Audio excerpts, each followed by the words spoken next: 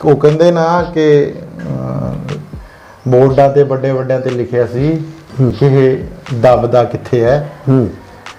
ਤੇ ਮੈਂ ਉਸ ਦਿਨ ਵੀ ਕਿਹਾ ਸੀ ਵੀ ਇਹ ਦਬੂਗਾ ਜੀ। ਠੀਕ ਹੈ। ਤੇ ਅੱਜ ਮੈਂ ਪੁੱਛਦਾ, ਜਦੋਂ ਗੱਲ ਕਰਦੇ ਆ ਅਸੀਂ ਕਈ ਵਾਰੀ ਜੀ ਟਾਈਮ ਲੈਤਾ ਅਸੀਂ ਮਿਲਣ ਦਾ ਮੁੱਖ ਮੰਤਰੀ ਨੂੰ ਜੀ, ਮਾਨਸਾ ਦੀ ਧਰਤੀ ਤੋਂ ਅਸੀਂ ਟਾਈਮ ਲੈਤਾ ਜੀ। ਡੀਸੀ ਸਾਹਿਬ ਨੇ ਸਾਨੂੰ ਟਾਈਮ ਲੈ ਕੇ ਦਿੱਤਾ, ਪਰ ਮੁੱਖ ਮੰਤਰੀ ਮਿਲ ਨਹੀਂ ਰਿਹਾ ਕਿਸੇ ਨੂੰ ਜੀ। ਤੇ ਮੈਨੂੰ ਤਾਂ ਐਂ ਲੱਗਦਾ ਵੀ ਉਹ ਲੱਭਦਾ ਕਿੱਥੇ ਹੈ।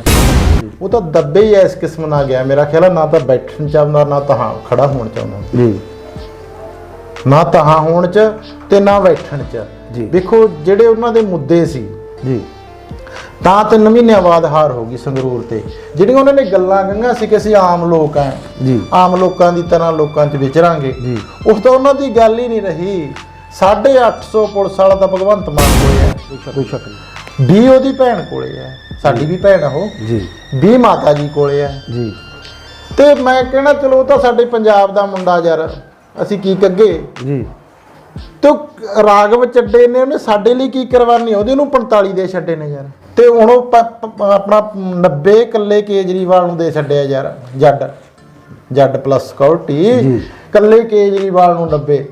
ਵੀ ਮੈਂ ਪੁੱਛਣਾ ਚਾਹੁੰਦਾ ਵੀ ਉਹਨੂੰ ਕੀ ਹੱਕ, ਉਹਨੂੰ ਦਿੱਲੀ ਦਾ ਮੁੱਖ ਮੰਤਰੀ, ਦਿੱਲੀ ਦੇ ਰਹੇ। ਤੇ ਇੱਕ ਪਾਸੇ ਦੂਜੇ ਪਾਸੇ ਇਹ ਫੋਕੀ ਸ਼ੌਹਰਤ, ਸ਼ਾਨ ਸ਼ੌਹਰਤ ਆ ਫੂ ਫੂ ਕਰਦੇ ਕਿ ਵੀ ਮੈਂ ਫਲਾਣੇ ਤੋਂ ਸਿਕਿਉਰਿਟੀ ਖੋਲੀ, ਤੜਕੇ ਨੂੰ ਟਵੀਟ ਕਰ ਦਿੰਦੇ ਨੇ ਫਲਾਣੇ ਤੋਂ ਇੰਨੀ ਸਿਕਿਉਰਿਟੀ ਖੋਲੀ, ਫਲਾਣੇ ਤੋਂ ਇੰਨੀ ਖੋਲੀ। ਨਾ ਤਾਂ ਮੇਰਾ ਵੀਰ, ਮੈਂ ਜਨਤਾ ਨੂੰ ਅਪੀਲ ਕਰਦਾ ਤੁਹਾਡੇ ਰਾਹੀਂ, ਨਾ ਤਾਂ ਸਿਕਿਉਰਿਟੀ ਨਾਲ ਪੰਜਾਬ ਦਾ ਕਰਜ਼ਾ ਵਾਪਸ ਹੋਵੇ, ਬਿਲਕੁਲ, ਤੇ ਨਾ ਇਕੱਲੇ ਭਾਸ਼ਣਾ ਨਾ ਹੋਵੇ, ਬਿਲਕੁਲ। ਠੀਕ ਹੈ। ਹੁਣ ਮੁੱਖ ਮੰਤਰੀ ਪੰਜਾਬ ਦਾ 45 ਲੱਖ ਰੁਪਇਆ ਗੁਜਰਾਤ ਚ ਲਾ ਕੇ ਆਉਂਦਾ, ਉੱਥੇ ਚਰਖਾ ਵੀ ਕੱਤ ਕੇ ਆਇਆ ਗਾਂਧੀ ਦਾ ਜੀ। ਤੇ ਭਗਤ ਸਿੰਘ ਦੀ ਫੋਟੋ ਤੇ ਅੰਬੇਡਕਰ ਦੀ ਕੁਰਸੀ ਦੇ ਪਿੱਛੇ ਲਾਉਂਦੇ ਆ, ਵੀ ਫੋਟੋ ਨਾ ਕਿਆ ਹੋਣਾ। ਭਗਤ ਸਿੰਘ ਦੀ ਤੇ ਗਾਂਧੀ ਦੀ ਤਾਂ ਐ ਸੀ, ਤੇ ਚਰਖਾ ਹੀ ਜਾ ਕੇ ਉੱਥੇ ਕੱਤਦਾ। ਅੰਤਰੀ ਵਾਲਾ ਜਰਸ ਗੱਲ ਚ, ਬਿਲਕੁਲ ਵੱਡਾ ਅੰਤਰ, ਬਹੁਤ ਵੱਡਾ ਲੋਕਾਂ ਨਾਲ ਪੰਜਾਬ ਦਾ ਛਲ ਹੋਇਆ। ਤੇ ਪੈਰ ਕਹਾੜੀ ਆਪ ਮਾਰੀ ਆ ਪੰਜਾਬ ਦੇ ਕਿਸਾਨਾਂ ਨੇ, ਕਿਉਂਕਿ ਸਾਡੇ ਵਾਲੇ ਤਾਂ ਤੇਰਾ ਚਾਹੁੰਦੇ ਹੀ ਨਹੀਂ ਨਾ ਕਿਤੇ ਹਜੇ। ਇਕੱਲੇ ਜ਼ਿਮੀਂਦਾਰਾਂ ਚੋਂ ਲੋਕ ਮਾੜੇ ਨੇ, ਮੈਂ ਇਹ ਨਹੀਂ ਕਹਿੰਦਾ ਕਿ ਇਕੱਲੇ ਮਜਬੀਆਂ ਚੋਂ ਮਾੜੇ ਨੇ, ਇਕੱਲੇ ਚਮਿਆਰਾਂ ਚੋਂ, ਇਕੱਲੇ ਬੀਸੀਆਂ ਚੋਂ, ਸ਼ਿੰਬੇ ਨਾਈ ਜਿਹਨਾਂ ਚੋਂ ਕੋਈ ਨਾ ਕੋਈ ਬੰਦਾ ਵੈਸੇ ਹੀ ਮਾੜਾ ਹੁੰਦਾ ਹੈ। ਤੇ ਉਹ ਬੰਦਾ ਫਿਰ ਸਾਰੇ ਪਿੰਡ ਨੂੰ ਮੰਨ ਕੇ ਚੱਲੋ, ਸਾਰੇ ਪੰਜਾਬ ਨੂੰ ਲਿਆਉਂਦਾ ਬਖਾੜ ਦੇ ਵਿੱਚ ਆ ਕੇ।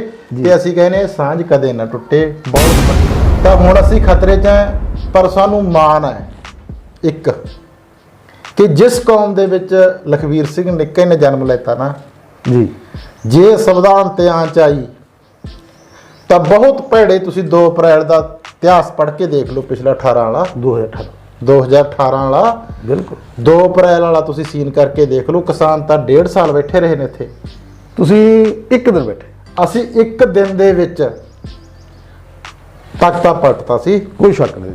ਤੇ ਅਸੀਂ ਕਹਿੰਦੇ ਆ, ਤੇ ਨਾ ਸਾਡੇ ਕੋਲੇ ਜ਼ਮੀਨ ਹੈ ਜੀ, ਨਾ ਸਾਡੇ ਕੋਲੇ ਕੋਈ ਕਿਸੇ ਮੰਦਿਰ ਦਾ ਪੈਸਾ ਜੀ, ਨਾ ਕਿਸੇ ਡੇਰੇ ਦਾ ਪੈਸਾ ਸਾਡੇ ਕੋਲੇ ਜੀ, ਨਾ ਕਿਸੇ ਗੁਰੂ ਘਰ ਦੀ ਕੋਲਕਾ ਸਾਡੇ ਕੋਲੇ ਜੀ। ਪਰ ਸਾਡੀ ਜ਼ਮੀਰ ਹੈਗੀ, ਜਿਹੜੀ ਜ਼ਮੀਰ ਹੈ ਨਾ ਜੀ, ਜਦੋਂ ਕਿਸੇ ਦੀ ਜ਼ਮੀਰ ਜਿਉਂਦੀ ਹੈ ਜੀ, ਉਹ ਧਨਾ ਧਨਾਲੀਆਂ ਦਾ ਗੱਲਾਂ ਛੱਡੋ ਜੀ, ਜ਼ਮੀਰ ਨਾਲ ਤਾਂ ਅਸੀਂ ਪੰਥ ਬਚਾਇਆ। ਬਿਲਕੁਲ, ਕੋਈ ਸ਼ੱਕ ਨਹੀਂ। ਮੈਂ ਦਾਅਵਾ ਕਰਦਾ ਕਿ ਬਾਬਾ ਵੀਰ ਸਿੰਘ ਤੇ ਧੀਰ ਸਿੰਘ ਸਾਡੀ ਕੌਮ ਚੋਂ ਸੀ, ਕੋਈ ਸ਼ੱਕ ਨਹੀਂ। ਤੇ ਦਿੱਲੀੋਂ ਸੀਸ ਲਿਆਉਣ ਵਾਲਾ ਬਾਬਾ ਜੀਵਨ ਸਿੰਘ ਸੀ, ਜਿਹਨੇ 11 ਜੀ ਪਰਿਵਾਰ ਦੇ ਬਾਰੇ 11 ਜੀ ਪਰਿਵਾਰ ਦੇ ਵਾਰ ਕੇ ਹਿੰਦ ਦੀ ਚਾਦਰ ਲੋਕ ਕਿਹੜਾ ਚਮਕੀਲੇ ਨੇ ਲਿਖਿਆ ਕਿ ਕੀ ਜ਼ੋਰ ਗਰੀਬਾਂ ਦਾ, ਕੀ ਜ਼ੋਰ ਗਰੀਬਾਂ ਦਾ, ਝਿੜਕ ਮੁੜ ਗਏ, ਮਾੜੀ ਝਿੜਕ ਸੋਹਣੇ ਮੁੜ। ਬਸ ਗਾਹਾਂ ਵਾਲਾ ਮੈਂ ਸ਼ਬਦ ਨਹੀਂ ਬੋਲਦਾ ਵੀ ਝਿੜਕ ਨਾ ਮੁੜ ਗਏ। ਤੇ ਮੈਂ ਕਹਿੰਦਾ ਯਾਰ ਜ਼ੋਰ ਇੰਨਾ ਸਾਡੇ 'ਚ, ਪਰ ਉਹਨੂੰ ਇਕੱਠਾ ਕਰਨ ਦੀ ਲੋੜ ਹੈ।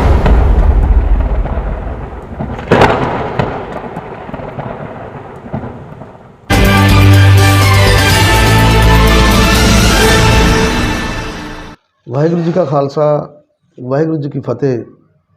ਕੈਰੇ ਲਾਈਵ ਸਟਾਰ ਵੇਖ ਰਹੇ ਸਾਰੇ ਹੀ ਦਰਸ਼ਕਾਂ ਦਾ ਸਵਾਗਤ ਹੈ ਜੀ। ਤੇ ਮੈਂ ਤੁਹਾਡਾ ਆਪਣਾ ਗੀਤਕਾਰ ਸਤਨਾਮ ਜਿਗਰੀ। ਜਿਸ ਤਰ੍ਹਾਂ ਕਿ ਪਹਿਲਾਂ ਵੀ ਅਸੀਂ ਆਪ ਜੀ ਦੇ ਨਾਲ ਅਕਸਰ ਗੀਤਕਾਰ, ਕਲਾਕਾਰ ਤੇ ਜਿਨ੍ਹਾਂ ਦਾ ਸਮਾਜ ਦੇ ਵਿੱਚ ਬਹੁਤ ਵਧੀਆ ਨਾਂ ਹੁੰਦਾ, ਉਹਨਾਂ ਦੇ ਨਾਲ ਆਪ ਜੀ ਦੀ ਮੁਲਾਕਾਤ ਕਰਾਉਂਦੇ ਹਾਂ। ਅੱਜ ਅਸੀਂ ਬਹੁਜਨ ਸਮਾਜ ਪਾਰਟੀ ਦੇ ਮਾਲਵਾ ਖਿੱਤੇ ਦੇ ਮੂਹਰਲੀ ਸਫਾ ਦੇ ਲੀਡਰ ਡਿਸਟ੍ਰਿਕਟ ਬਠਿੰਡਾ ਦੇ ਪ੍ਰਧਾਨ ਸਰਦਾਰ ਲਖਵੀਰ ਸਿੰਘ ਜੀ ਨਿੱਕਾ, ਉਹਨਾਂ ਦੇ ਨਾਲ ਅੱਜ ਆਪ ਜੀ ਦੀ ਮਿਲਣੀ ਕਰਾਉਣ ਜਾ ਰਹੇ ਹਾਂ। ਵਾਹਿਗੁਰੂ ਜੀ ਕਾ ਖਾਲਸਾ, ਵਾਹਿਗੁਰੂ ਜੀ ਕੀ ਫਤਿਹ। ਜੈ ਭੀਮ, ਜੈ ਭਾਰਤ। ਸਰਦਾਰ ਲਖਵੀਰ ਸਿੰਘ ਜੀ, ਜਿਸ ਤਰ੍ਹਾਂ ਕਿ ਹਰੇਕ ਗੱਲ ਸ਼ੁਰੂ ਕਰਨ ਤੋਂ ਪਹਿਲਾਂ ਆਪਾਂ ਇਹ ਮਤਲਬ ਦੇਖਿਆ ਜਾਂਦਾ ਪਹਿਲਾਂ ਵੀ ਕਿ ਤੁਹਾਡਾ ਬੜਾ ਲੰਬਾ ਕੱਦ ਆ ਰਾਜਨੀਤੀ ਦੇ ਵਿੱਚ, ਖਾਸ ਕਰਕੇ ਬਹੁਜਨ ਸਮਾਜ ਪਾਰਟੀ ਦੇ ਵਿੱਚ। ਤੁਸੀਂ ਆਪਣਾ ਬਚਪਨ ਤੇ ਇਸ ਖੇਤਰ ਦੇ ਵਿੱਚ ਆਉਣ ਦੇ ਕੀ ਕਾਰਨ ਨੇ? ਪਹਿਲਾਂ ਤਾਂ ਵੀਰ ਜੀ ਤੁਹਾਡਾ ਮੇਰੇ ਘਰ ਵਿੱਚ ਆਉਣ ਤੇ ਬਹੁਤ ਬਹੁਤ ਧੰਨਵਾਦ। ਧੰਨਵਾਦ। ਤੁਹਾਡੇ ਚੈਨਲ ਦਾ ਧੰਨਵਾਦ, ਜਿਹੜੇ ਮੇਰੇ ਘਰੇ ਆਏ ਹੋ, ਚੱਲ ਕੇ ਦੁੱਖ ਦਾ ਸੁੱਖ ਦਾ ਪੁੱਛਿਆ, ਆਪਾਂ ਸਾਂਝ ਪਾਈ ਹੈ ਜੀ। ਤੁਹਾਡਾ ਸਾਰੀ ਟੀਮ ਦਾ, ਚੈਨਲ ਦੀ ਦਾ ਧੰਨਵਾਦ। Thank you. ਜਿਹੜਾ ਬਚਪਨ ਹੈ, ਵੇਖੋ ਮਜ਼ਦੂਰੀ ਕਰਦਾ ਸੀ ਮਾਂ ਪਿਓ ਜੀ। ਮਜ਼ਦੂਰੀ ਕਰਦੇ ਕਰਦਿਆਂ ਨੂੰ ਇੱਕ ਐਸੀ ਰੋਸ਼ਨੀ ਆਈ ਜੀ ਸਮਾਜ ਦੇ ਅੰਦਰ ਕਿ ਸਾਹਿਬ ਕਾਂਸ਼ੀ ਰਾਮ ਜੀ ਦਾ 1984 ਦੇ ਵਿੱਚ ਆਉਣਾ, ਪਾਰਟੀ ਬਣਾਉਣਾ ਹੋਇਆ ਜੀ। ਤੇ ਉਹਨਾਂ ਨੂੰ ਸੁਣਨ ਦੇ ਲਈ ਅਸੀਂ ਹਨੂੰਮਾਨਗੜ੍ਹ ਦੀ ਧਰਤੀ ਤੇ ਗਏ ਜੀ। ਰਾਜਸਥਾਨ ਦੇ ਅੰਦਰ। ਜੀ। ਇੱਕ ਜੈਲਾ ਸੀਗਾ, ਜਰਨੈਲ ਸਿੰਘ ਜੈਲਾ, ਉਹ ਬੱਕਰੀਆਂ ਵਾਲਾ ਸੀ ਜੀ। ਉਹਨਾਂ ਨਾਲ ਸਾਡੀ ਵੱਡੀ ਸਾਂਝ ਸੀ ਪਰਿਵਾਰ ਦੀ। ਜੀ। ਇੱਕ ਕਰਮ ਸਿੰਘ ਨੰਬਰਦਾਰ ਸੀ, ਤਾਇਆ ਜੀ ਲੱਗਦੇ ਸੀ, ਜੀ। ਫੌਜੀ ਵੀ ਸੀ ਜੀ। ਉਹਨਾਂ ਦੇ ਪਰਿਵਾਰ ਨਾਲ ਵੀ ਆਪਣਾ ਆਉਣ ਜਾਣ ਬੜਾ ਸੀਗਾ। ਤੇ ਉਹ ਕਾਂਸ਼ੀ ਰਾਮ ਸਾਹਿਬ ਦੀ ਹਮੇਸ਼ਾ ਗੱਲ ਕਰਿਆ ਕਰਦੇ ਜੀ। ਤੇ ਉਹ ਜਿਹੜਾ ਜੈਲਾ ਸਿੰਘ ਸੀਗਾ ਜੀ, ਉਹ ਕਹਿਣ ਲੱਗਿਆ ਵੀ ਕਾਂਸ਼ੀ ਰਾਮ ਨੇ ਹਨੂੰਮਾਨਗੜ੍ਹ ਆਉਣਾ ਤੇ ਹੈਲੀਕਾਪਟਰ ਤੇ ਆਉਣਾ ਹੈ ਜੀ। ਤੇ ਮੈਂ ਮਜ਼ਾਕ ਜਿਹਾ ਗਿਣਿਆ ਜੀ। ਮੇਰੀ ਉਮਰ ਉਸ ਵਕਤ 15-16 ਸਾਲ ਦੀ ਸੀ, ਮੇਰੀ ਉਮਰ ਕੁੱਲ 42 ਸਾਲ ਦੀ ਹੋ ਚੁੱਕੀ ਹੈ ਜੀ। 15 ਸਾਲ ਦਾ ਸੀ ਮੈਂ, ਤੇ ਮੈਂ ਕਿਹਾ ਯਾਰ ਜਹਾਜ਼ ਦੇਖ ਕੇ ਆਵਾਂਗੇ ਜੀ। ਤੇ ਘਰੋਂ ਪਰਿਵਾਰ ਤੋਂ ਮਨਜ਼ੂਰੀ ਲੈ ਲਈ, ਕਹਿੰਦੇ ਜਾ ਆਓ ਜੀ। ਵਗ ਜਾਓ। ਤਾਂ ਮੈਂ ਸਰਦਾਰ ਜਗਦੀਪ ਸਿੰਘ ਗੋਗੀ, ਜੋ ਸਾਡੇ ਬੜਾ ਵੱਡਾ ਨਾਂ ਹੈ ਜੀ ਬਹੁਜਨ ਸਮਾਜ ਪਾਰਟੀ 'ਚ, ਜੀ। ਉਹਨਾਂ ਨੇ ਟਰੱਕ ਕਰਾਇਆ ਹੋਇਆ ਸੀ ਤਲਵੰਡੀ ਸਾਬੋ ਤੋਂ, ਜੀ। ਤੇ ਉਹਨਾਂ ਦੇ ਨਾਲ ਚਲਿਆ ਗਿਆ ਜੀ। ਟਰੱਕ ਤੇ। ਉੱਥੋਂ ਬਸ ਮੈਂ ਕਾਂਸ਼ੀ ਰਾਮ ਸਾਹਿਬ ਦੇ ਜਦੋਂ ਦਰਸ਼ਨ ਕਰੇ, ਮੇਰੇ ਅੰਦਰ ਕੁਛ ਨਾ ਕੁਛ ਹੋਣ ਲੱਗ ਗਿਆ। ਜੀ। ਮੈਨੂੰ ਇਸ ਤਰ੍ਹਾਂ ਲੱਗਿਆ ਵੀ ਜਿਵੇਂ ਕਿਸੇ ਆਪਾਂ ਸੰਤ ਦੇ, ਮਹਾਪੁਰਸ਼ ਦੇ ਦਰਸ਼ਨ ਕਰਕੇ ਆਏ ਆ। ਜੀ। ਤੇ ਮੈਨੂੰ ਪੁੱਛਿਆ ਕਈਆਂ ਨੇ ਵੀ ਕਿਵੇਂ ਸੀ ਯਾਰ ਇਹ ਗੱਲ, ਵੀ ਇਹ ਨੀਲੇ ਜਿਹੇ ਝੰਡੇ ਵਾਲੇ ਜਿਹੜੇ ਫਿਰਦੇ ਨੇ ਤੇ ਟਰੱਕ ਜਿਹਾ ਭਰ ਕੇ ਗਿਆ ਸੀ ਤੁਹਾਡਾ। ਤੇ ਮੈਂ ਉਹਨਾਂ ਨੂੰ ਕਿਹਾ ਵੀਰ ਇੰਨੀ ਗੱਲ ਦਾ ਤਾਂ ਮੈਨੂੰ ਹਜੇ ਨਹੀਂ ਪਤਾ ਜੀ। ਪਰ ਇਸ ਗੱਲ ਬਾਰੇ ਮੈਨੂੰ ਸਮਝ ਲੱਗੀ ਹੈ ਕਿ ਗੱਲ ਸਾਡੀ ਹੈ। ਕੋਈ ਅੰਬੇਡਕਰ ਨਾਂ ਦਾ ਵਿਅਕਤੀ ਸੀ ਜਿਹਨੇ ਦੇਸ਼ ਦਾ ਸੰਵਿਧਾਨ ਲਿਖਿਆ ਜੀ। ਤੇ ਉਹਦੀ ਗੱਲ ਕਰ ਰਿਹਾ ਸੀ ਉਹ। ਜੀ। ਉਸ ਤੋਂ ਬਾਅਦ ਬਹਿਣੀਵਾਲ ਮੇਰੇ ਨਾਨਕੇ ਨੇ, ਤੇ ਬਹਿਣੀਵਾਲ ਅਸੀਂ ਗਏ। ਸਰਦਾਰ ਗੁਰਨਾਮ ਸਿੰਘ ਮੁਕਤਸਰ ਆਇਆ ਹੋਇਆ ਸੀ ਉੱਥੇ। ਜੀ। ਸਰਦਾਰ ਗੁਰਨਾਮ ਸਿੰਘ ਮੁਕਤਸਰ ਆਇਆ ਹੋਇਆ ਸੀ। ਬਹਿਣੀਵਾਲ ਜਦੋਂ ਗਏ, 1 ਘੰਟਾ ਸਪੀਚ ਕੀਤੀ ਉਹਨਾਂ ਨੇ, ਕਾਂਸ਼ੀ ਰਾਮ ਬਾਰੇ ਤੇ ਅੰਬੇਡਕਰ ਬਾਰੇ ਦੱਸਿਆ। ਤੇ ਉਸ ਤੋਂ ਬਾਅਦ ਫਿਰ ਮੇਰੇ ਕਦਮ ਆ ਜਿਹੜੇ ਉਹ ਬਹੁਜਨ ਸਮਾਜ ਪਾਰਟੀ ਵੱਲ ਬਦਲਣ ਲੱਗ ਗਏ। ਤੇ ਜਿਹੜੇ ਇੱਥੋਂ ਦੇ ਵਰਕਰ ਸੀਗੇ ਜੀ, ਉਹ ਫਿਰ ਮੈਨੂੰ ਹਰ ਮੀਟਿੰਗ ਦਾ ਸੱਦਾ ਦਿਆ ਕਰਨ। ਜੀ। ਸ਼ਾਮ ਨੂੰ ਮੀਟਿੰਗ ਕਰਨੀ ਆ, ਫਲਾਣੇ ਥਾਂ ਕਰਨੀ ਆ। ਤਾਂ ਮੈਨੂੰ ਜਿਹੜੀ ਲਹਿਰ ਆ ਉਹ ਦਿਨੋਂ ਪ੍ਰਤੀ ਦਿਨ ਵਧਣੀ ਸ਼ੁਰੂ ਹੋ ਗਈ। ਜੀ। ਤੇ ਗੋਗੀ ਜੀ ਹੋਰਾਂ ਨਾਲ ਮੇਲ ਮਿਲਾਪ ਆਉਣਾ, ਉਹ ਸਾਡੇ ਖੁਸ਼ੀ ਖੇੜੇ ਆਉਣ ਲੱਗ ਪਏ। ਜੀ। ਤਾਂ ਕਾਂਸ਼ੀ ਰਾਮ ਸਾਹਿਬ ਦੇ ਨਾਲ ਵੀ ਮੇਲ ਹੋਏ ਜੀ। ਵਿਸਾਖੀ ਦੇ ਉੱਤੇ 14 ਅਪ੍ਰੈਲ ਨੂੰ, 13 ਅਪ੍ਰੈਲ ਨੂੰ ਮਨਾਈ ਜਾਂਦੀ ਸੀ ਉਦੋਂ, ਹੁਣ 14 ਨੂੰ ਮਨਾਈ ਜਾਂਦੀ ਹੈ। ਜੀ। ਉਸ ਤੋਂ ਬਾਅਦ ਮੈਨੂੰ ਇੱਥੋਂ ਸਰਪੰਚ ਖੜਾ ਕੀਤਾ ਗਿਆ। ਜੀ। ਦੂਜੇ ਰਿਜ਼ਰਵ 'ਚ ਆਇਆ ਸੀ ਪਿੰਡ। ਜੀ। ਸਰਪੰਚ ਖੜਾ ਕੀਤਾ, ਮੈਨੂੰ ਲਗਭਗ 250 ਵੋਟ ਮਿਲੀ। ਇੱਥੇ 35,000 ਦੀ 3500 ਵੋਟ 'ਚੋਂ 250 ਵੋਟ ਆ ਜਿਹੜੀ ਉਹ ਮੈਨੂੰ ਪ੍ਰਾਪਤ ਹੋਈ। ਇੱਕ ਲਖਵੀਰ ਸਿੰਘ ਜੀ, ਮੈਂ ਇੱਥੇ ਗੱਲ ਕੱਟਦਾ। ਜਦੋਂ ਤੁਸੀਂ ਪਹਿਲੀ ਚੋਣ ਲੜੀ ਉਦੋਂ ਤੁਹਾਡੀ ਉਮਰ ਕਿੰਨੀ ਸੀ? 20-22 ਸਾਲ ਦੀ ਹੋਣੀ ਆ। ਮੇਰੀ ਉਮਰ 18 ਕੁ ਸਾਲ ਦੀ ਸੀਗੀ ਜੀ। ਵੋਟ ਹੀ ਬਣੀ ਸੀਗੀ। ਜੀ। ਜੀ। ਜੀ। ਵੋਟ ਹੀ ਬਣੀ ਸੀ। ਠੀਕ ਹੈ ਜੀ। ਵੋਟ ਹੀ ਬਣੀ ਸੀ। ਤਾਂ ਮੈਂ ਜਦੋਂ ਚੋਣ ਲੜੀ ਤੇ ਬੜਾ ਵਿਰੋਧ ਚੱਲਿਆ ਪਰਿਵਾਰ ਦਾ, ਚਾਚੇ ਤਾਇਆਂ ਦੇ ਪੁੱਤਾਂ ਦਾ ਜੀ। ਤੇ ਹੋਰ ਸਾਰਾ ਬੜਾ ਵੱਡਾ ਵਿਰੋਧ ਚੱਲਿਆ। ਜੀ ਵੀ ਇਹ ਮੁੰਡਾ ਨੇ ਬੜੀ ਅੱਗ ਸਿੱਟੀ ਆ ਸਾਡੇ, ਤੇ ਇਹ ਸਾਨੂੰ ਵੱਡੇ ਲੋਕਾਂ ਨਾਲੋਂ ਤੋੜਦਾ ਹੈ। ਜੀ ਤੇ ਪਤਾ ਨਹੀਂ ਕਿੰਨੇ ਕਿੰਨੇ ਮੇਰੇ ਤੇ ਇਲਜ਼ਾਮ ਲੱਗੇ, ਜਾਂ ਜਿਵੇਂ ਕਹਿ ਲਈਏ ਕਿ ਸਾਡੇ ਉਹਨਾਂ ਨਾਲ ਦੁਸ਼ਮਣੀ ਪਾਉਂਦਾ। ਦੁਸ਼ਮਣੀ ਪਵਾਉਂਦਾ। ਜੀ ਪਰ ਮੈਂ ਧੰਨਵਾਦ ਕਰਦਾ ਮੇਰੇ ਬਾਪ ਦਾ, ਜੀ ਜਿਨ੍ਹਾਂ ਨੇ ਮੈਨੂੰ ਨਹੀਂ ਰੋਕਿਆ, ਜੀ ਤੇ ਉਹਨਾਂ ਨੇ ਮੇਰੇ ਯਾਦ ਆ ਉਹ ਵਕਤ ਮੰਜੇ ਤੇ ਪਏ ਸੀ, ਤੇ ਉਹਨਾਂ ਨੇ ਕਿਹਾ ਗੋਗੀ ਜੀ ਨੂੰ ਵੀ ਕਹਿੰਦਾ ਹੁਣ ਇਹਦੇ ਕਦਮ ਪਿੱਛੇ ਨਾ ਜਾਣ ਜਿਹੜੇ ਰਾਹ ਤੇ ਚੱਲਿਆ। ਜੀ ਤੇ ਉਸ ਦਿਨ ਦੀ ਜਿਹੜੀ ਕਹਾਣੀ ਹੈ ਜੀ ਉਹ ਮੈਨੂੰ ਵਾਰ-ਵਾਰ ਦਸਾਉਂਦੀ। ਜੀ ਤੇ ਫਿਰ ਮੈਂ ਉਸ ਤੋਂ ਬਾਅਦ ਖੁੱਲ੍ਹ ਕੇ ਚੱਲ ਪਿਆ। ਜੀ ਫਿਰ ਉਸ ਤੋਂ ਬਾਅਦ ਮੈਂ ਇੱਥੇ ਮੈਂਬਰੀ ਦੀ ਚੋਣ ਲੜਿਆ, ਕਿਉਂਕਿ ਜਰਨਲ ਆ ਗਿਆ ਪਿੰਡ। ਜੀ ਮੈਂਬਰੀ ਦੀ ਚੋਣ ਲੜਨ ਤੋਂ ਬਾਅਦ ਜਦ ਮੈਂਬਰੀ ਦੀ ਚੋਣ ਹੋਈ ਮੈਂ ਜਿੱਤ ਗਿਆ, 350 ਵੋਟ ਲੈ ਕੇ ਗਿਆ। ਜੀ ਸਭ ਨਾਲੋਂ ਜ਼ਿਆਦਾ ਵੋਟਾਂ ਨਾਲ ਜਿੱਤਿਆ ਮੈਂ। ਜੀ ਦੁਬਾਰੇ ਫਿਰ ਮੈਂ ਵਿਰੋਧੀਆਂ ਨੇ ਕਾਗਜ਼ ਕੈਂਸਲ ਕਰਾਉਣ ਦੀ ਕੋਸ਼ਿਸ਼ ਕੀਤੀ, ਜੀ ਪਰ ਮੈਂ ਸਫਲ ਹੋ ਗਿਆ। ਫਿਰ ਜਿੱਤ ਗਿਆ ਮੈਂ। ਜੀ ਉਸ ਤੋਂ ਬਾਅਦ ਫਿਰ ਸਰਪੰਚੀ ਦੀ ਰਿਜ਼ਰਵ ਚੋਣ ਆ ਗਈ। ਜੀ ਫਿਰ ਸਿੱਧੀ ਟੱਕਰ ਹੋਈ ਬੀਐਸਪੀ ਦੀ ਤੇ ਸ਼੍ਰੋਮਣੀ ਅਕਾਲੀ ਦਲ ਦੀ। ਜੀ ਇੱਕ ਪਾਸੇ ਸ਼੍ਰੋਮਣੀ ਅਕਾਲੀ ਦਲ ਦਾ ਉਮੀਦਵਾਰ ਸੀ, ਦੋ ਉਮੀਦਵਾਰ ਸ਼੍ਰੋਮਣੀ ਅਕਾਲੀ ਦਲ ਦੇ, ਜੀ ਔਰ ਮੈਂ ਬਸਪਾ ਬੰਨਿਓ ਸੀ। ਤਾਂ ਪਿੰਡ ਵਾਸੀਆਂ ਨੇ ਪਾਰਟੀਬਾਜ਼ੀ ਤੋਂ ਉੱਪਰ ਉੱਠ ਕੇ ਮੇਰਾ ਸਾਥ ਦਿੱਤਾ, ਜੀ ਤੇ ਅਕਾਲੀ ਦਲ ਦੀ ਸਰਕਾਰ 'ਚ ਸਰਪੰਚੀ ਇਸ ਤਰੀਕੇ ਨਾਲ ਸਫਲ ਹੋਈ ਕਿਉਂਕਿ ਉਹ ਮੇਰਾ ਜਿਹੜਾ ਪਰਸਨਲ ਬੰਦਾ ਸੀ ਇੱਥੋਂ, ਜੀ ਰਾਮ ਕੁਮਾਰ, ਜੀ ਉਹ ਮੇਰਾ ਪਰਸਨਲ ਬੰਦਾ ਸੈਕਟਰੀ ਹੋਇਆ ਕਰਦਾ ਸੀ ਜੀ ਹਰ ਵਾਰ। ਉਸੇ ਨੂੰ ਪੱਟ ਲਿਆ ਉਹਨਾਂ ਨੇ। ਜਾਣੀ ਕਿ ਜਿਵੇਂ ਆਪਾਂ ਕਹਿ ਲਈਏ ਕਿ ਤੁਹਾਡੀ ਟੀਮ 'ਚ ਸੰਨ ਲਾ ਗਏ ਹੋ। ਸੰਨ ਲਾ ਗਏ। ਜੀ ਸਰਪੰਚੀ ਦੇ ਲਾਲਚ 'ਚ ਆ ਕੇ ਉਹਨੇ ਪਾਰਟੀ ਨਾਲ ਧੋਖਾ ਕੀਤਾ ਤੇ ਉਹਨਾਂ ਨੇ ਸਰੋਪਾ ਪਵਾ ਲਿਆ। ਜੀ ਤੇ ਮੈਨੂੰ ਵੀ ਬੜਾ ਅਕਾਲੀ ਦਲ ਨੇ ਕਿਹਾ ਵੀ ਤੂੰ ਹੋਣਹਾਰ ਉਮੀਦਵਾਰ ਹੈ ਪਿੰਡ ਦਾ, ਜੀ ਤੇ ਤੂੰ ਸਰੋਪਾ ਲੈ ਲਾ ਤੇ ਤੇਰੇ ਮੁਕਾਬਲੇ ਕੋਈ ਹੈ ਨਹੀਂ, ਸਿੱਧਾ ਹੀ ਸਰਪੰਚ ਜਿੱਤ ਜਾਏਗਾ। ਜੀ ਤੇ ਜਦੋਂ ਇਸ ਤਰ੍ਹਾਂ ਦੀਆਂ ਗੱਲਾਂ ਚੱਲੀਆਂ ਮੈਂ ਉਹਨਾਂ ਨੂੰ ਇਨਕਾਰ ਕਰਤਾ ਵੀ ਮੇਰੀ ਪਹਿਚਾਣ ਆ ਜਿਹੜੀ ਮੇਰੀ ਮਾਂ ਪਾਰਟੀ ਬਹੁਜਨ ਸਮਾਜ ਪਾਰਟੀ ਹੈ। ਜੀ ਮੈਂ ਜੀਵਨ ਭਰ ਬਹੁਜਨ ਸਮਾਜ ਪਾਰਟੀ ਲਈ ਕੰਮ ਕਰਨਾ ਚਾਹੁੰਦਾ। ਜੀ ਬਹੁਜਨ ਸਮਾਜ ਪਾਰਟੀ ਮੇਰੀ ਮਾਂ ਪਾਰਟੀ ਆ, ਮੈਂ ਇਸੇ 'ਚ ਕੰਮ ਕਰਨਾ ਹੈ। ਮੇਰੇ ਗੁਰੂ ਹੈ, ਜੀ ਸੰਤ ਹੈ, ਮਹਾਂਪੁਰਸ਼ ਹੈ, ਉਹ ਸਾਹਿਬ ਕਾਂਸ਼ੀ ਰਾਮ ਜੀ ਨੇ। ਜੀ ਉਹਨਾਂ ਦੀ ਉੱਤਰਾਧਿਕਾਰੀ ਭੈਣ ਮਾਇਆਵਤੀ ਜੀ ਹੈ। ਜੀ ਉਸ ਤੋਂ ਬਾਅਦ ਫਿਰ ਮੈਂ ਇੱਥੋਂ ਐਮਐਲਏ ਦੀ ਚੋਣ ਲੜੀ ਜੀ 2012 'ਚ। 2012 ਚ 2012 'ਚ ਜੀ 2012 ਦੇ ਵਿੱਚ ਮੈਂ ਐਮਐਲਏ ਦੀ ਚੋਣ ਲੜੀ। ਮੈਨੂੰ ਇੱਥੋਂ 4588 ਵੋਟਾਂ ਪਈਆਂ ਜੀ ਇਸ ਹਲਕੇ ਤੋਂ। ਇਸ ਹਲਕੇ ਦੇ ਵਿੱਚੋਂ। ਜੀ ਮੌੜ ਹਲਕਾ ਕੱਟਿਆ ਗਿਆ ਸੀ ਤੇ ਇਧਰ ਰਾਮਾ ਹਲਕਾ ਸੀ ਜਿਹੜਾ ਉਹ ਪੈ ਚੱਲਿਆ ਸੀ। ਜੀ। ਇਹ ਨਵਾਂ ਹਲਕਾ ਸੀ, ਮੈਂ ਨਵੀਂ ਉਮਰ ਦਾ ਮੁੰਡਾ ਸੀ, ਇਹਨਾਂ ਤੁਰਨਾ ਫਿਰਨਾ ਵੀ ਨਹੀਂ ਆਉਂਦਾ ਸੀ। ਸਪੀਚ ਤਾਂ ਮੈਂ ਜ਼ਰੂਰ ਕਰ ਲੈਂਦਾ ਸੀ ਪਰ ਉਹਨੇ ਦਾ ਪੇਚ ਆ ਜਿਹੜੇ ਉਹ ਨਹੀਂ ਜਾਣਦੇ ਸੀ। ਨਹੀਂ ਜਾਣਦੇ ਸੀ ਅਜੇ। ਤੇ ਇਸ ਤਰੀਕੇ ਨਾਲ ਮੈਂ ਪਾਰਟੀ ਚੋਣ ਲੜੀ। ਫਿਰ ਮੈਨੂੰ ਵਾਈਸ ਪ੍ਰਧਾਨ ਲਾਇਆ ਗਿਆ ਪਾਰਟੀ ਦਾ। ਜੀ ਉਦੋਂ ਲਖਵੀਰ ਸਿੰਘ ਜੀ 2012 ਦੇ ਵਿੱਚ ਵੀ ਇਹ ਕਹਿ ਸਕਦਾ ਕਿ ਇੱਕ ਪਾਸੇ ਧਨਾੜ ਬੰਦੇ ਹੋਣ ਤੇ ਇੱਕ ਪਾਸੇ ਇੱਕ ਆਮ ਵਰਗ ਦੇ ਵਿੱਚ ਉੱਠਿਆ, ਪਿੰਡ ਦੇ ਵਿੱਚ ਉੱਠਿਆ, ਉਹ ਵੀ ਬਹੁਜਨ ਸਮਾਜ ਪਾਰਟੀ ਦਾ ਬੜੀ ਵੱਡੀ ਗੱਲ ਸੀ। ਅੱਛਾ ਜੀ।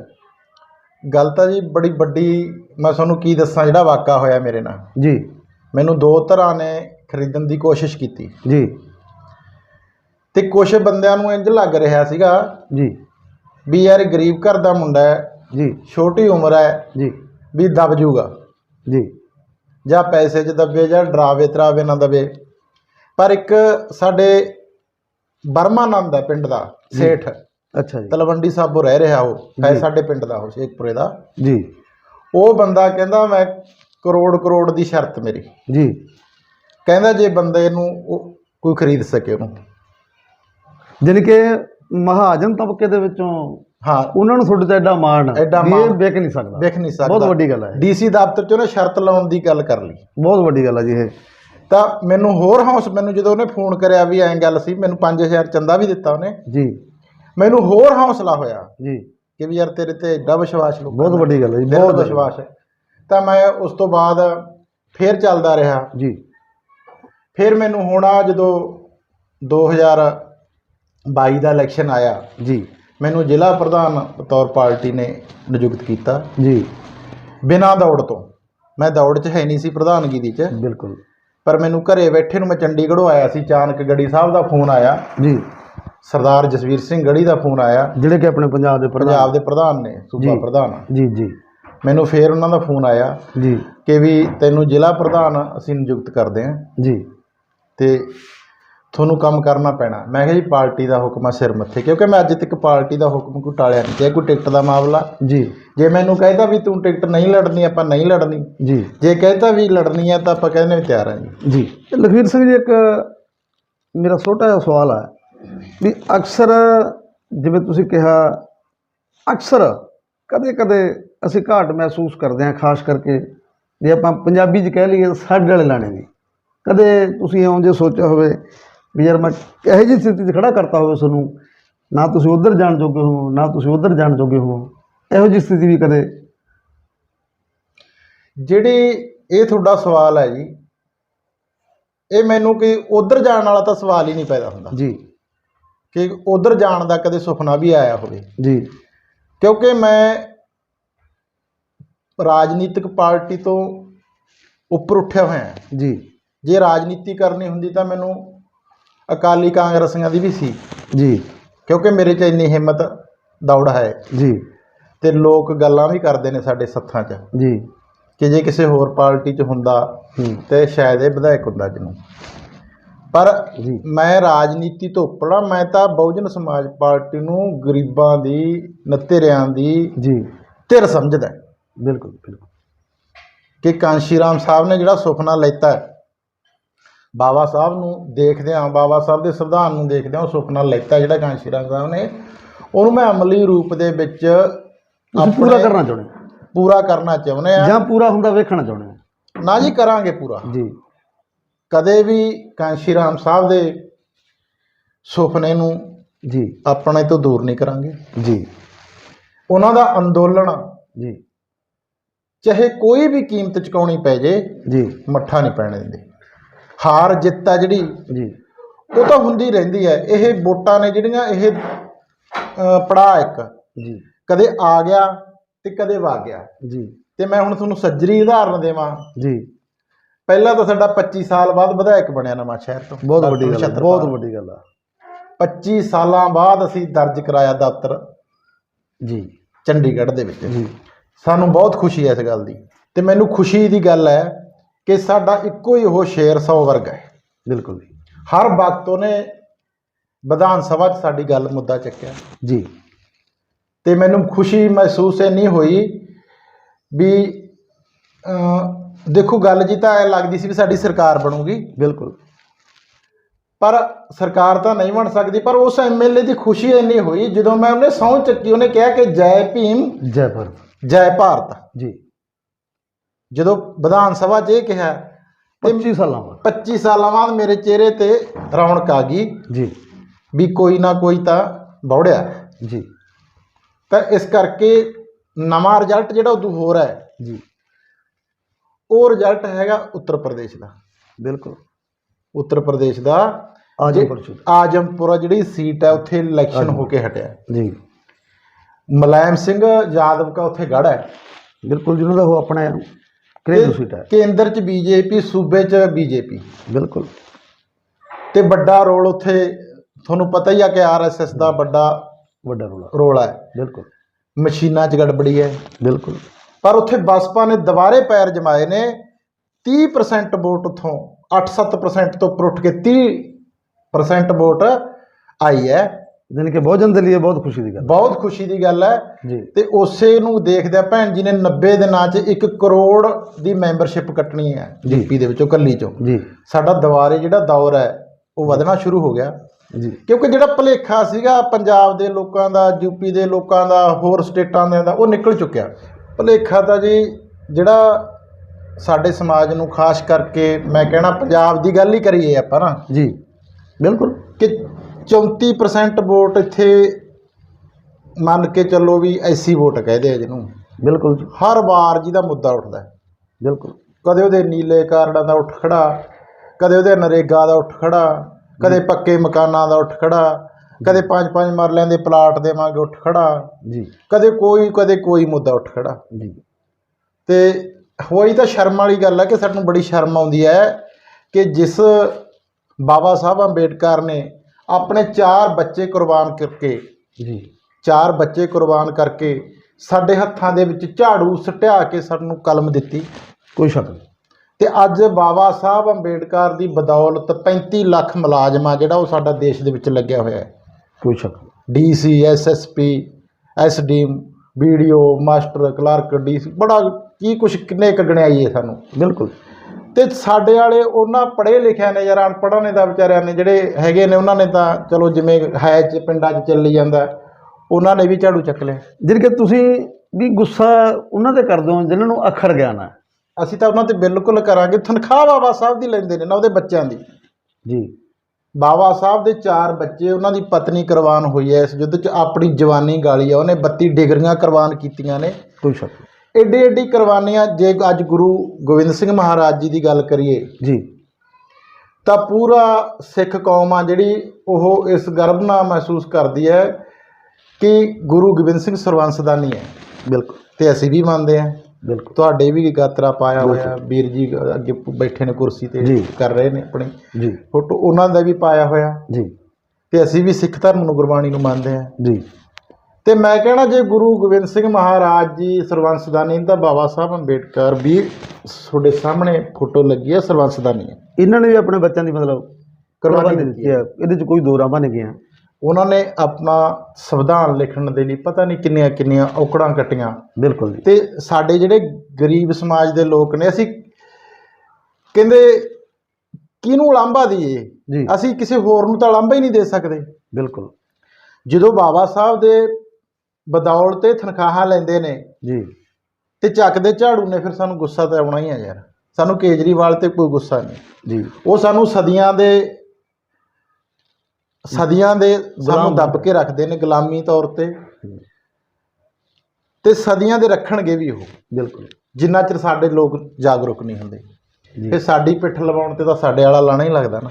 ਬਿਲਕੁਲ। ਇੱਕ ਕਹਿੰਦੇ ਸਾਨੂੰ ਜੀ ਕਿਸੇ ਤੋਂ ਖਤਰਾ ਨਹੀਂ, ਬਿਲਕੁਲ ਸਾਨੂੰ ਇਹਨਾਂ ਤੋਂ ਖਤਰਾ। ਸਰਦਾਰ ਲਖਵੀਰ ਸਿੰਘ ਜੀ, ਜਿਵੇਂ ਕਿ ਜਿੰਨੀਆਂ ਵੀ ਸੰਪਰਦਾਇਕਤਾਵਾਂ ਨੇ, ਉਹ ਸਾਰੀਆਂ ਸੰਪਰਦਾਇਕਤਾਵਾਂ ਦੇ ਜਿਹੜੇ ਮੁਖੀ ਹੈ, ਕੋਈ ਕਾਂਗਰਸ ਲਈ ਕੰਮ ਕਰਦਾ, ਕੋਈ ਭਾਰਤੀ ਜਨਤਾ ਪਾਰਟੀ ਲਈ ਕੰਮ ਕਰਦਾ, ਯਾਨੀ ਕਿ ਅੱਡੋ-ਅੱਡੀ ਆਪਣੀਆਂ ਪਾਰਟੀਆਂ ਦੇ ਲਈ ਜਾਂ ਆਪਣੇ ਨਾਲ ਸੰਬੰਧਿਤ ਨੇ ਜਿਹੜੇ ਉਹਨਾਂ ਲਈ ਕੰਮ ਕਰਦੇ ਆ। ਤੇ ਸਾਡਾ ਐਸੀ ਵਰਗ ਦੇ ਨਾਲ ਸੰਬੰਧਿਤ ਵੀ ਕਈ ਮਤਲਬ ਸੰਪਰਦਾਇਕਤਾਵਾਂ ਨੇ, ਉਹ ਸਾਡੀ ਮਦਦ ਜਾਂ ਆਪਣੀ ਪਾਰਟੀ ਦਾ ਜਾਂ ਸਾਡੇ ਲਈ ਪ੍ਰਚਾਰ ਨਹੀਂ ਕਰਦੀਆਂ। ਅਜਿਹਾ ਕਿਉਂ?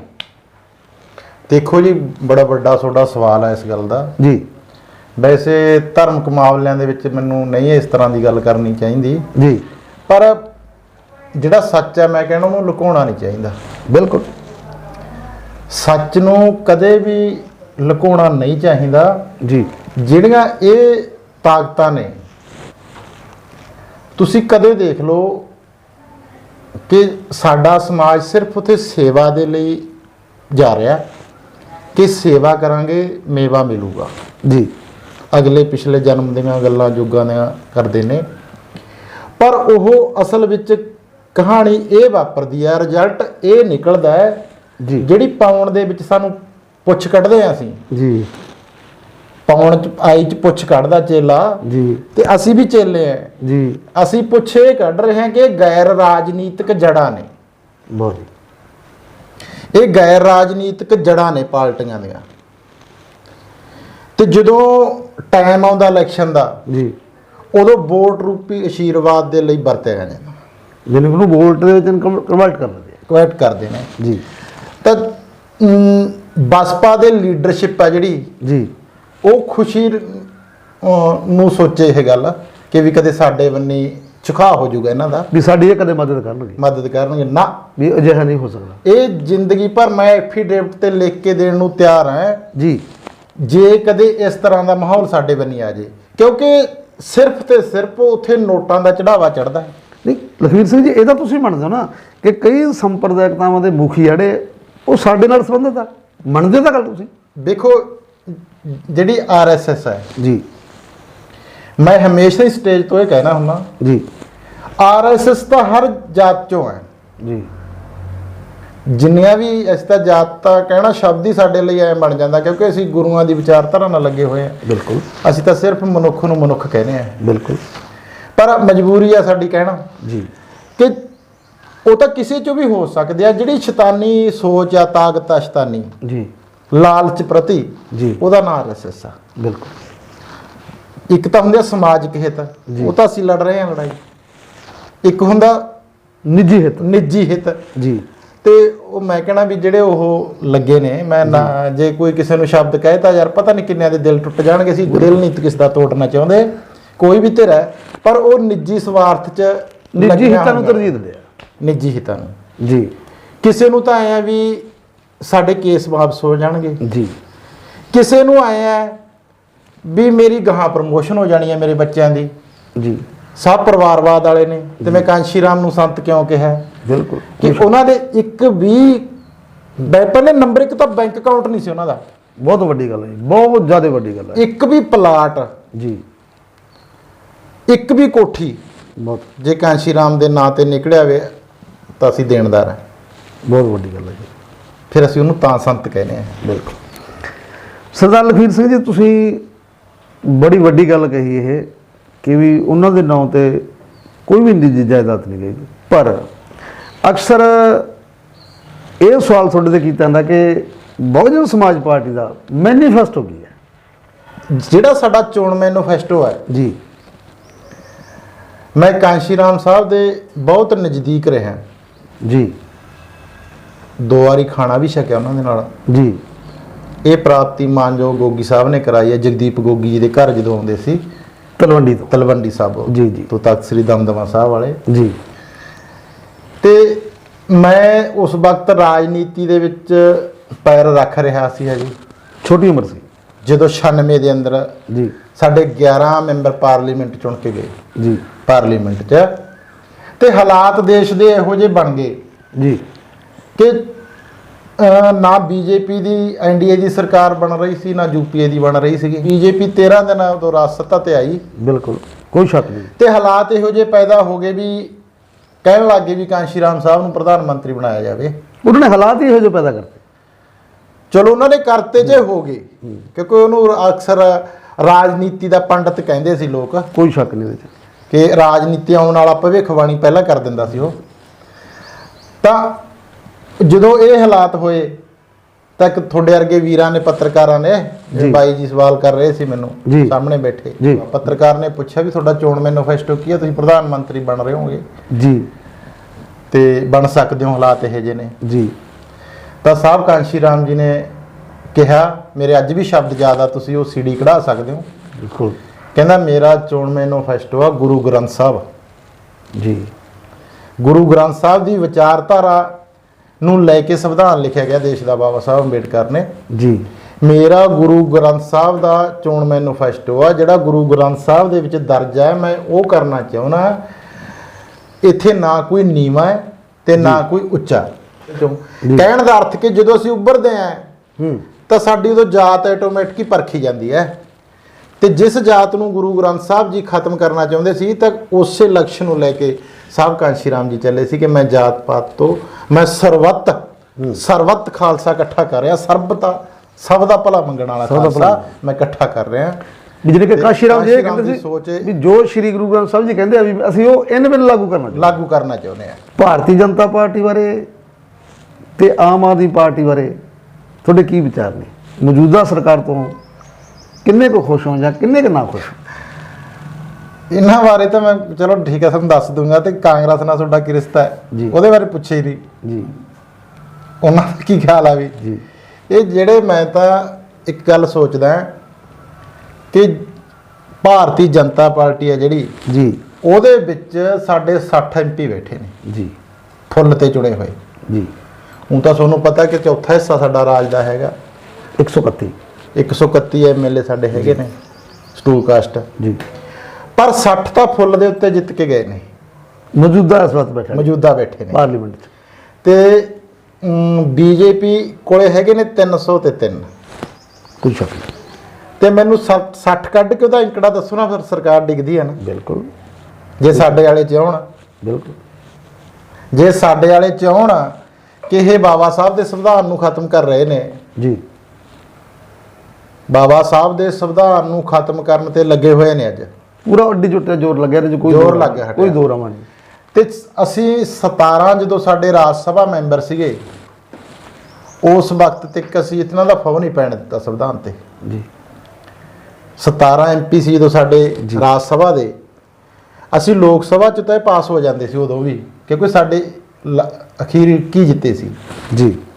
ਹੁਣ ਸਾਡੇ 10 ਨੇ, ਪਰ 17 ਸਾਡੇ ਰਾਜ ਸਭਾ ਸੀ। ਜਦੋਂ ਅਸੀਂ ਰਾਜ ਸਭਾ ਦੇ ਵਿੱਚ ਖੜਦੇ ਸੀ ਇਹਨਾਂ ਦੇ ਵਿਰੋਧ ਚ, ਜੀ ਤਾਂ ਉਸ ਵਕਤ ਜਿਹੜੀਆਂ ਛੋਟੀਆਂ ਪਾਰਟੀਆਂ ਸੀਗੀਆਂ, ਸੂਬਿਆਂ ਦੀਆਂ ਪਾਰਟੀਆਂ, ਖੇਤਰੀ ਪਾਰਟੀਆਂ, ਖੇਤਰੀ, ਜੀ, ਉਹਨਾਂ ਦੀ ਮਜਬੂਰੀ ਬਣ ਜਾਂਦੀ ਸੀ ਕਿ ਮਾਇਆਵਤੀ ਦੇ ਪਿੱਛੇ ਖੜਨਾ। ਕੋਈ ਸ਼ੱਕ ਨਹੀਂ ਇਹਦੇ 'ਚ। ਚਾਹੇ ਉਹ ਲਾਲੂ ਦੀ ਪਾਰਟੀ ਹੋਵੇ, ਚਾਹੇ ਕਿਸੇ ਦੀ ਵੀ ਹੋਵੇ, ਐਨੀਵੇ ਚਾਹੇ ਰਾਮ ਵਿਲਾਸ ਕਾਂਗਰਸ ਪਾਰਟੀ ਦੇ ਐਮਪੀਆਂ ਦੀ ਵੀ ਮਜਬੂਰੀ ਬਣ ਜਾਂਦੀ ਸੀ ਕਈ ਵਾਰੀ ਬਸਪਾ ਦੇ ਪਿੱਛੇ ਖੜਨਾ। ਬੀਜੇਪੀ ਨਾਲ ਉਹ ਜਾ ਨਹੀਂ ਸੀ ਸਕਦੇ, ਕੋਈ ਸ਼ੱਕ ਨਹੀਂ, ਤੇ ਬਸਪਾ ਨਾਲ ਖੜਨਾ, ਤੇ ਉੱਥੇ ਅਸੀਂ ਸੰਵਿਧਾਨ ਦੇ ਮੂਹਰੇ ਇੱਟ ਲਾ ਦਿੰਦੇ ਸੀ, ਇੱਕ ਬਦਲਣ ਨਹੀਂ ਦਿੰਦੇ ਸੀ।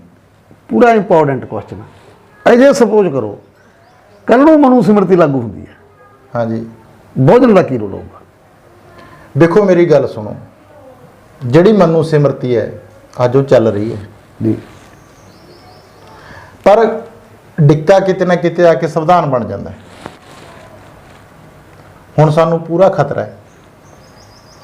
ਪੂਰਾ ਖਤਰਾ ਸਾਨੂੰ ਕਿਉਂ ਹੈ ਜੀ ਕਿ ਸਾਡੇ ਰਾਜ ਸਭਾ ਦੇ ਮੈਂਬਰ ਘੱਟ ਗਿਣਤੀ 'ਚ ਆ ਗਏ। ਇਹਨਾਂ ਕੋਲ ਗਿਣਤੀ ਜਾ ਸਾਡੀ ਸੂਬੇ 'ਚ ਸਰਕਾਰ ਉੱਤਰ ਪ੍ਰਦੇਸ਼ 'ਚੋਂ ਚਲੀ ਗਈ, ਤਾਂ ਹੁਣ ਅਸੀਂ ਖਤਰੇ 'ਚ ਹਾਂ।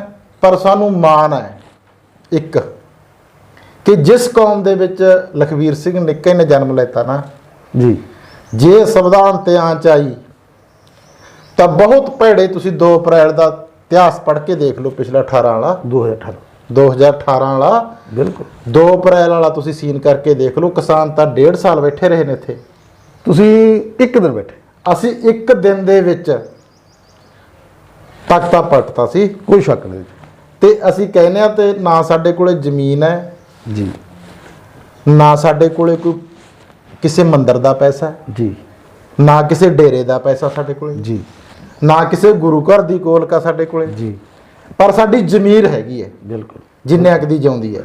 ਪਰਮਜੀਤ ਜੀ, ਜਿਹੜੀ ਜ਼ਮੀਰ ਹੈ ਨਾ, ਜੀ, ਜਦੋਂ ਕਿਸੇ ਦੀ ਜ਼ਮੀਰ ਜਿਉਂਦੀ ਹੈ, ਜੀ, ਉਹ ਧਨਾ ਧਨਾਲੀਆਂ ਤਾਂ ਗੱਲਾਂ ਛੱਡੋ, ਜੀ, ਜ਼ਮੀਰ ਨਾਲ ਤਾਂ ਅਸੀਂ ਪੰਥ ਬਚਾਇਆ। ਬਿਲਕੁਲ ਕੋਈ ਸ਼ੱਕ ਨਹੀਂ, ਮੈਂ ਦਾਅਵਾ ਕਰਦਾ ਕਿ ਬਾਬਾ ਵੀਰ ਸਿੰਘ ਤੇ ਧੀਰ ਸਿੰਘ ਸਾਡੀ ਕੌਮ ਚੋਂ ਸੀ, ਕੋਈ ਸ਼ੱਕ ਨਹੀਂ।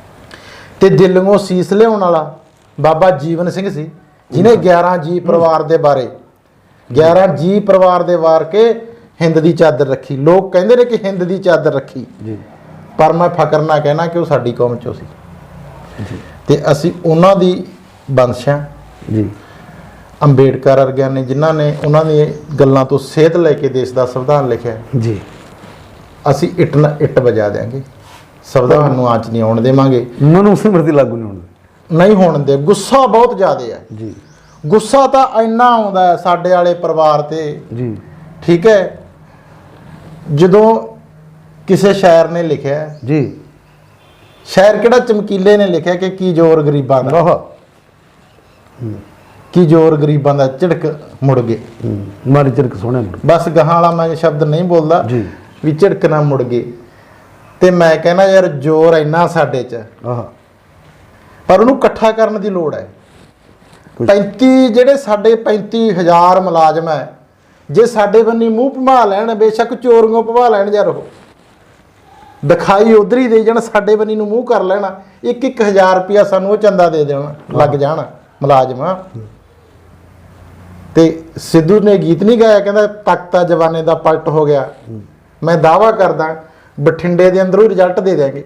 ਜੀ, ਜਿੰਨੇ ਮੁਲਾਜ਼ਮ ਬਠਿੰਡੇ 'ਚ ਬੈਠੇ, ਬਾਹਲੀ ਦੂਰ ਦੀ ਗੱਲ ਛੱਡ, ਜੀ, ਜੇ ਕਹਿੰਦੇ ਸਾਧ ਬਣਨਾ ਤਾਂ ਪਿੰਡ ਮੰਗਣਾ ਪੈਂਦਾ ਪਹਿਲਾਂ। ਬਿਲਕੁਲ। ਮੈਂ ਬਠਿੰਡੇ ਜ਼ਿਲ੍ਹੇ ਦੇ ਮੁਲਾਜ਼ਮਾਂ ਨੂੰ ਕਹਿਣਾ ਕਿ ਉਹ ਖੜ ਕੇ ਦੇਖਣ, ਸਾਡੇ ਨਾਲ ਤਖਤਾ ਪਲਟ ਦਿਆਂਗੇ, ਜੀ, ਇੱਥੋਂ ਯੁੱਧ ਸ਼ੁਰੂ ਕਰ ਦਿਆਂਗੇ, ਇੱਥੋਂ ਕ੍ਰਾਂਤੀ ਦਾ, ਇਨਕਲਾਬ ਦਾ ਝੰਡਾ ਉੱਠ ਖੜੂ ਵੀ ਸਰਕਾਰ ਆ ਗਈ ਬਸਪਾ ਦੀ।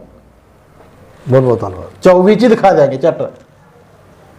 ਸਿਰਫ ਬਾਲਾ ਜਿਹੜਾ ਉਹ ਤਾਂ ਕਹਿੰਦਾ ਕੀ ਜ਼ੋਰ ਗਰੀਬਾਂ ਦਾ, ਮੈਂ ਕਹਿੰਦਾ ਜ਼ੋਰ ਇੰਨਾ ਗਰੀਬਾਂ 'ਚ, ਬਾਹਾਂ ਸਾਡੀਆਂ ਇੰਨਾ ਨੇ, ਜੇ ਉਹ ਕਿਤੇ ਬਲ ਇਕੱਠਾ ਹੋ ਜੇ ਉਹ ਬਲ ਕਿਤੇ, ਤਾਂ 24 ਤਾਂ ਮੈਨੂੰ ਜੀ ਬਾਹਲੀ ਜਾਂਦੇ ਆ, ਪਹਿਲਾਂ ਹੀ ਭੰਗ ਕਰ ਦਿਆਂਗੇ ਸਰਕਾਰ ਨੂੰ। ਸਰਕਾਰ ਨੂੰ ਭੰਗ ਕਰਨਾ ਕਿਹਨੇ? ਲੋਕਾਂ ਨੇ। ਬਿਲਕੁਲ। ਤੇ ਜਦੋਂ ਅਸੀਂ 60 ਐਮਪੀਆਂ ਕੋਲੇ ਜਾ ਵੜੇ, ਸਾਡੇ ਵਾਲਿਆਂ ਕੋਲੇ ਜੀ, ਵੀ ਕਿੱਧਰ ਜਾਂਦੇ ਹੋ?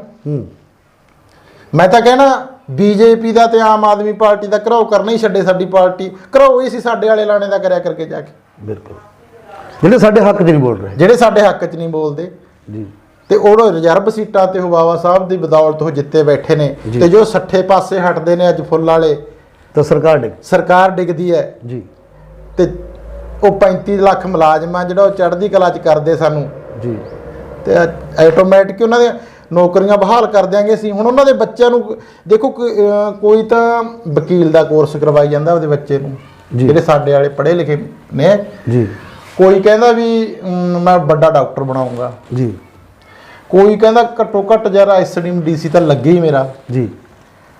ਤੇ ਮੈਂ ਉਹਨਾਂ ਨੂੰ ਕਹਿਣਾ ਚਾਹੁੰਦਾ ਵੀ ਮਨੂੰ ਸਿਮਰਤੀ ਨਾਲ ਹੱਥ 'ਚ ਚੱਕੀ ਫਿਰਦੇ ਨੇ ਉਹ ਜੀ, ਤੇ ਕਿਤੇ ਨਰੇਗਾ ਵਾਲਾ ਬੱਠਲ ਨਾ ਚੱਕਣਾ ਪਏ ਜੀ ਇਹਨਾਂ ਕਾਕਿਆਂ ਨੂੰ। ਬਿਲਕੁਲ, ਕੋਈ ਸ਼ੱਕ ਨਹੀਂ। ਇਹਨਾਂ ਕਾਕਿਆਂ ਨੂੰ ਨਰੇਗਾ ਵਾਲਾ ਬੱਠਲ ਨਾ ਚੱਕਣਾ ਪਏ ਜੇ ਮੁਲਾਜ਼ਮ ਵੀਰੋ ਜੀ। ਮੈਂ ਤੁਹਾਡੇ ਚੈਨਲ ਦੇ ਥਰੂ ਕਹਿਣਾ ਉਹਨਾਂ ਨੂੰ ਜੀ ਕਿ ਜਾਗ ਪੋ ਜੀ। ਹਜੇ ਵੀ ਵਕਤ ਆ, ਬੇਰ ਡੁੱਲੇ ਨੇ, ਇਕੱਠੇ ਕਰਨੇ ਔਖੇ ਨਹੀਂ ਲੱਗਦੇ ਜੀ। ਬੇਰ ਪਕਾ ਲੈ ਸੰਵਿਧਾਨ ਕਰਕੇ ਜੀ, ਤੇ ਇਕੱਠੇ ਕਰਨੇ ਕੋਈ ਔਖੇ ਨਹੀਂ। ਜੇ ਤੁਸੀਂ ਮਾੜਾ ਜਿਹਾ ਵੱਲ ਦੇ ਦਿਓ ਤਾਂ ਉੱਤਰ ਪ੍ਰਦੇਸ਼ ਦੇ ਵਿੱਚ ਸੱਤਾ 4 ਵਾਰੀ ਚਲਾ ਕੇ ਮਾਇਆਵਤੀ ਨੇ ਜੀ, ਕਾਂਸ਼ੀ ਰਾਮ ਸਾਹਿਬ ਦੀ ਉੱਤਰਾਧਿਕਾਰੀ ਨੇ ਦਿਖਾਈ ਹੈ। ਉੱਥੇ 3-3 ਏਕੜ ਜਿਨ੍ਹਾਂ ਦੇ ਅੱਜ ਸਾਡੇ ਗਰੀਬ ਸਮਾਜ ਦੇ ਲੋਕ ਨੇ, ਬਾਥਰੂਮ ਲੈਟਰਨ ਨੂੰ ਜਗ੍ਹਾ ਨਹੀਂ। ਮੈਂ ਘਰਾਂ ਦਾ ਦੌਰਾ ਕਰਦਾ ਜੀ, ਮੈਂ ਆਪਦੇ, ਮੈਨੂੰ ਮੌਕਾ ਮਿਲਦਾ ਗਰੀਬ ਘਰਾਂ 'ਚ ਜਾਣ ਦਾ ਜੀ। ਬਾਥਰੂਮ ਲੈਟਰਨ ਨੂੰ ਜਗ੍ਹਾ ਨਹੀਂ ਜੀ, ਤੇ ਕੋਈ ਧੀ ਦਾ ਨੂੰਹ ਦਾ ਪਰਦਾ ਨਹੀਂ, ਬੱਚੇ ਵਿਆਹੇ ਜਾਂਦੇ ਨੇ ਜੀ। ਟਾਵੇਂ ਟੱਲੇ ਘਰਾਂ ਦੇ ਵਿੱਚ ਕੋਈ ਹੈ ਮਾੜਾ ਮੋਟਾ ਸੁੱਖ ਸਹੂਲਤ ਜੀ, ਨਹੀਂ, ਜ਼ਿਆਦਾ ਗਿਣਤੀ ਹੈ ਜਿਹੜੀ ਵੀ ਜਿੱਥੋਂ ਅਸੀਂ ਸਹੂਲਤਾਂ ਤੋਂ ਵਾਂਝੇ ਆ ਜੀ। ਤੇ ਇਹੋ ਜਿਹੇ ਹਾਲਾਤ ਨੇ ਸਾਡੇ, ਤੇ ਮੈਂ ਕਹਿਣਾ ਜੇ ਉਹ ਹਾਲਾਤ ਅਸੀਂ ਪਲ ਭਰ 'ਚ ਬਦਲ ਸਕਦੇ ਹਾਂ। ਉੱਥੇ ਯੂਪੀ ਦੇ ਅੰਦਰ ਜਦੋਂ ਸਰਕਾਰ ਬਣੀ ਜੀ, ਕਾਂਸ਼ੀ ਰਾਮ ਸਾਹਿਬ ਨੇ ਕਿਹਾ ਕਿ ਜੋ ਜ਼ਮੀਨ ਸਰਕਾਰੀ ਆ ਉਹ ਹਮਾਰੀ ਹੈ, ਤੇ ਉਹਨੇ ਜ਼ਮੀਨ 3-3 ਕਿੱਲੇ ਦਿੱਤੀ। ਜਿਨ੍ਹਾਂ ਦੇ ਖੂਹੀ ਲਾਉਣ ਨੂੰ ਘਰੇ ਥਾਂ ਨਹੀਂ ਸੀ, ਉਹ 3 ਕਿੱਲਿਆਂ 'ਚ ਜਾ ਕੇ ਮਕਾਨ ਪਾ ਕੇ ਬਹਿ ਗਏ। ਬਹੁਤ ਵੱਡੀ ਗੱਲ ਹੈ। 3-3 ਕਿੱਲੇ ਜ਼ਮੀਨ ਦਿੱਤੀ, ਤੇ ਇਸ ਕਰਕੇ ਇੱਥੇ ਵੀ ਹੋ ਸਕਦਾ ਹੈ।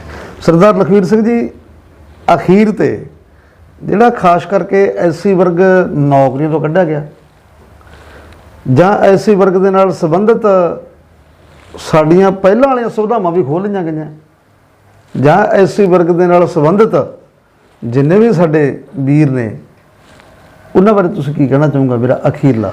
ਦੇਖੋ ਜੀ, ਦੁੱਖ ਤਾਂ ਬਹੁਤ ਜ਼ਿਆਦਾ ਹੈ ਜੀ, ਕਿਉਂਕਿ ਪਾਰਟੀ ਸਾਡੀ ਬਹੁਜਨ ਸਮਾਜ ਪਾਰਟੀ ਕਾਂਸ਼ੀ ਰਾਮ ਸਾਹਿਬ ਨੇ ਦੁੱਖਾਂ ਦਾ ਹੱਲ ਕਰਨ ਲਈ ਬਣਾਈ ਸੀ ਜੀ। ਪਰ ਸਭ ਤੋਂ ਵੱਡਾ ਦੁੱਖ ਸਾਨੂੰ ਇਹ ਹੈ ਕਿ ਇੱਕ ਤਾਂ ਉਹਨਾਂ ਨਾਲ ਬੇਇਨਸਾਫੀ ਹੋ ਰਹੀ ਹੈ ਜੀ, ਤੇ ਉਦੋਂ ਵੱਡਾ ਦੁੱਖ ਆ ਜਿਹੜਾ ਸਾਡੇ ਸੱਲ ਬਣਿਆ ਹੋਇਆ ਹੈ ਜੀ, ਜਿਹੜੇ ਨੇ ਇੰਨੇ ਜ਼ਖਮ ਕਰ ਛੱਡੇ ਨੇ ਛਾਤੀ 'ਚ, ਜੀ, ਤੇ ਉਹ ਭਰ ਨਹੀਂ ਰਹੇ। ਉਹ ਸਾਨੂੰ ਇਹੀ ਦੁੱਖ ਹੈ ਕਿ ਉਹ ਕਦੇ ਸਾਡੇ ਆਪਣੇ ਨਹੀਂ ਬਣੇ। ਓਹੋ, ਜਿਨ੍ਹਾਂ ਲਈ ਤੁਸੀਂ ਲੜ ਰਹੇ, ਜਿਨ੍ਹਾਂ ਲਈ ਲੜ ਰਹੇ ਆ, ਉਹ ਸਾਡੇ ਕਦੇ ਆਪਣੇ ਨਹੀਂ ਬਣੇ। ਬੈਰੀਆਂ ਦੇ ਦੁੱਧ ਵਿੱਚ ਘੁਲ ਗਈ ਖੰਡ ਬਣ ਕੇ, ਉਧਰ ਖੰਡ ਬਣ ਕੇ ਘੁਲ ਜਾਂਦੇ ਨੇ। ਜੇ ਸਾਡੇ ਨਾਲ ਖੜ ਜਾਣ, ਦਾਅਵਾ ਕਰਦੇ ਆ ਕਿ ਕਦੇ ਵੀ ਅਸੀਂ ਜਿਹੜਾ ਇਹ ਨੌਕਰੀਆਂ ਵਾਲਾ ਹਮਲਾ ਇਹਨਾਂ ਤੇ ਹੋਣ ਨਹੀਂ ਦਿੰਦੇ। ਜਦੋਂ ਹੁੰਦਾ ਤਾਂ ਇਹਨਾਂ ਦੀ ਕਰਤੂਤੀ ਹੁੰਦਾ ਹੈ। ਬਿਲਕੁਲ, ਕਿਉਂਕਿ ਜਦੋਂ ਗੈਰਾਂ ਨਾਲ ਖੜਦੇ ਨੇ, ਸਾਡੇ ਨਾਲ ਨਹੀਂ ਖੜਦੇ। ਖਸਮ ਵਿਸਾਰੇ ਸੋ ਕੰਮ, ਜਿਹੜੇ ਆਪਦਿਆਂ ਨੂੰ ਛੱਡ ਕੇ ਦੂਜਿਆਂ ਨਾਲ ਖੜਦੇ, ਉਹਨਾਂ ਦਾ ਹਸ਼ਰ ਹੀ। ਉਹ ਕਹਿੰਦੇ ਨਾ ਕਿ ਬੋਰਡਾਂ ਤੇ ਵੱਡਿਆਂ ਤੇ ਲਿਖਿਆ ਸੀ ਕਿ ਇਹ ਦਬਦਾ ਕਿੱਥੇ ਹੈ, ਤੇ ਮੈਂ ਉਸ ਦਿਨ ਵੀ ਕਿਹਾ ਸੀ ਵੀ ਇਹ ਦਬੂਗਾ ਜੀ। ਠੀਕ ਹੈ। ਤੇ ਅੱਜ ਮੈਂ ਪੁੱਛਦਾ, ਜਦੋਂ ਗੱਲ ਕਰਦੇ ਆ ਅਸੀਂ ਕਈ ਵਾਰੀ ਜੀ ਟਾਈਮ ਲੈਤਾ ਅਸੀਂ ਮਿਲਣ ਦਾ ਮੁੱਖ ਮੰਤਰੀ ਨੂੰ ਜੀ, ਮਾਨਸਾ ਦੀ ਧਰਤੀ ਤੋਂ ਅਸੀਂ ਟਾਈਮ ਲੈਤਾ ਜੀ। ਡੀਸੀ ਸਾਹਿਬ ਨੇ ਸਾਨੂੰ ਟਾਈਮ ਲੈ ਕੇ ਦਿੱਤਾ, ਪਰ ਮੁੱਖ ਮੰਤਰੀ ਮਿਲ ਨਹੀਂ ਰਿਹਾ ਕਿਸੇ ਨੂੰ ਜੀ। ਤੇ ਮੈਨੂੰ ਤਾਂ ਐਂ ਲੱਗਦਾ ਵੀ ਉਹ ਲੱਭਦਾ ਕਿੱਥੇ ਅੱਜ ਕੱਲ੍ਹ, ਜਿਹੜਾ ਕਹਿੰਦੇ ਦਬਦਾ ਨਹੀਂ। ਉਹ ਤਾਂ ਦੱਬੇ ਹੀ ਇਸ ਕਿਸਮ ਨਾਲ ਗਿਆ ਮੇਰਾ ਖਿਆਲ, ਨਾ ਤਾਂ ਬੈਠਣ ਚਾਹੁੰਦਾ, ਨਾ ਤਾਂ ਖੜਾ ਹੋਣ ਚਾਹੁੰਦਾ ਜੀ, ਨਾ ਤਾਂ ਹੋਣ ਚ ਤੇ ਨਾ ਬੈਠਣ ਚ। ਵੇਖੋ ਜਿਹੜੇ ਉਹਨਾਂ ਦੇ ਮੁੱਦੇ ਸੀ ਜੀ ਤਾਂ 3 ਮਹੀਨਿਆਂ ਬਾਅਦ ਹਾਰ ਹੋ ਗਈ ਸੰਗਰੂਰ ਤੇ। ਜਿਹੜੀਆਂ ਉਹਨਾਂ ਨੇ ਗੱਲਾਂ ਕਹੀਆਂ ਸੀ ਕਿ ਅਸੀਂ ਆਮ ਲੋਕ ਆ, ਜੀ ਆਮ ਲੋਕਾਂ ਦੀ ਤਰ੍ਹਾਂ ਲੋਕਾਂ 'ਚ ਵਿਚਰਾਂਗੇ, ਜੀ ਉਸ ਤੋਂ ਉਹਨਾਂ ਦੀ ਗੱਲ ਹੀ ਨਹੀਂ ਰਹੀ।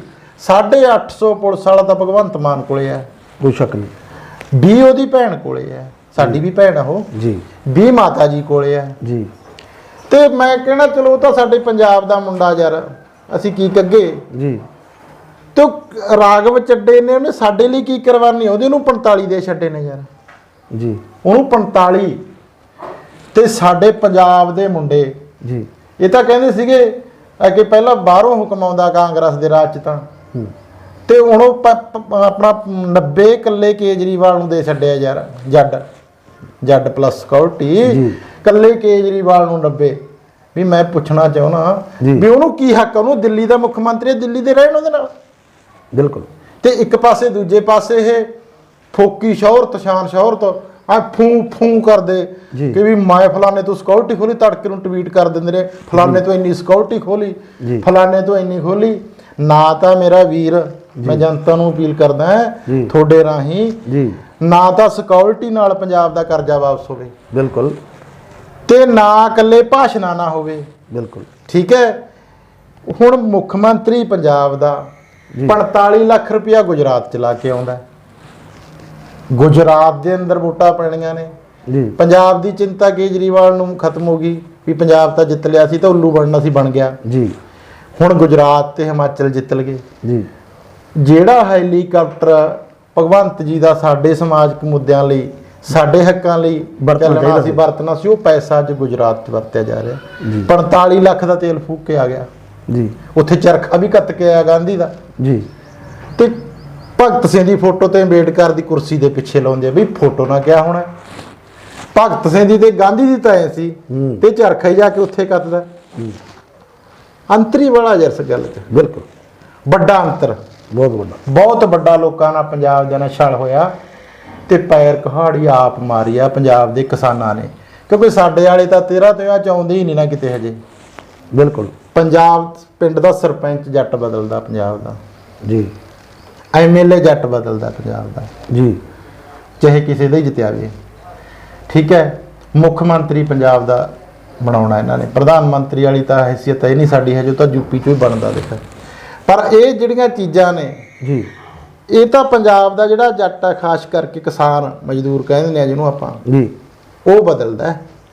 ਤੇ ਸਾਡੇ ਵਾਲਾ ਜਿਹੜਾ ਮਜ਼ਬੀ ਚਮਿਆਰ ਕਹਿ ਲਓ ਜਾਂ ਕੋਈ ਹੋਰ ਕਿਸੇ ਵੀ ਸਿਸਟਮ ਦਾ, ਇਹ ਤਾਂ ਹਜੇ ਰਾਜਨੀਤੀ 'ਚ ਭਾਗੇਦਾਰੀ 'ਚ ਨਹੀਂ ਆਏ। ਇਹਨਾਂ ਨੂੰ ਤਾਂ ਅਸੀਂ ਲਿਆਉਣ ਲਈ ਲੱਗੇ ਪਏ ਆ ਵੀ ਪੰਜਾਬ ਦੇ ਕਿਸਾਨ ਨਾਲ ਤੇ ਮਜ਼ਦੂਰ ਆ ਜਿਹੜਾ ਇਹਨਾਂ ਦਾ ਏਕਾ ਹੋ ਜੇ, ਤਾਂ ਕਿਤੇ ਇਹਨਾਂ ਦੀ ਦੋਵਾਂ ਭਰਾਵਾਂ ਦੀ ਸਾਂਝ ਹੋ ਜੇ, ਤਾਂ ਫਿਰ ਦੁੱਖ ਟੁੱਟ ਜੇ, ਰਾਜਨੀਤਿਕ ਤੌਰ ਤੇ ਭਾਈਵਾਲ ਬਣ ਜਾਣ। ਉਹ ਵੀ ਅਸੀਂ ਭਾਈ ਆ ਇਕੱਠੇ, ਹੁਣ ਵੇਖੋ ਖੇਤਾਂ 'ਚ ਇਕੱਠਿਆਂ ਨੇ ਕੰਮ ਕਰਨਾ, ਬਿਲਕੁਲ ਜੀ ਬਿਲਕੁਲ, ਠੀਕ ਹੈ।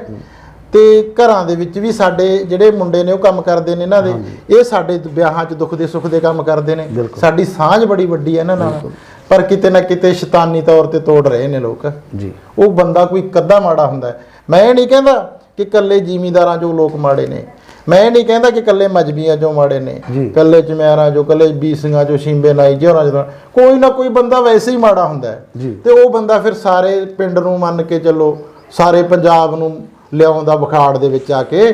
ਤੇ ਅਸੀਂ ਕਹਿੰਦੇ ਸਾਂਝ ਕਦੇ ਨਾ ਟੁੱਟੇ, ਬਹੁਤ ਵੱਡੀ ਸਾਂਝ ਹੈ ਇਹ। ਸੀਰੀ ਕਿਹਨੂੰ ਕਹਿੰਦੇ ਨੇ? ਦੁੱਖ ਦਾ ਸੁੱਖ ਦੇ ਸੀ, ਬਿਲਕੁਲ, ਜਿਹਦੇ ਨਾਲ ਤੁਹਾਡੀ ਸਾਂਝ ਹੋਵੇ, ਜਿਹਦੇ ਨਾਲ ਸਾਂਝ ਆ ਕੇ ਯਾਰ ਮੈਂ ਤਾਂ ਉਹਦੇ ਨਾਲ ਭਾਈਵਾਲ ਹੈ ਜੀ। ਤੇ ਇੱਥੇ ਜਿਹੜੇ ਸ਼ੈਤਾਨ ਲੋਕ ਨੇ, ਮੈਂ ਉਹਨਾਂ ਨੂੰ ਕਹਿਣਾ ਕਿ ਸ਼ੈਤਾਨੀ ਛੱਡੋ, ਏਕਾ ਰਹਿਣ ਦਿਓ ਪੰਜਾਬ ਦਾ। ਬਿਲਕੁਲ। ਪੰਜਾਬ ਬਹੁਤ ਪਹਿਲਾਂ ਲੁੱਟ ਚੁੱਕੇ ਨੇ ਪੰਜਾਬ ਨੂੰ, ਪੰਜਾਬ ਵੱਡੇ ਪੱਧਰ ਤੇ ਲੁੱਟਿਆ ਗਿਆ ਔਰ ਲੁੱਟਣ ਦੇ ਘੇਰੇ ਦੇ ਵਿੱਚ ਖੜਾ ਹੈ।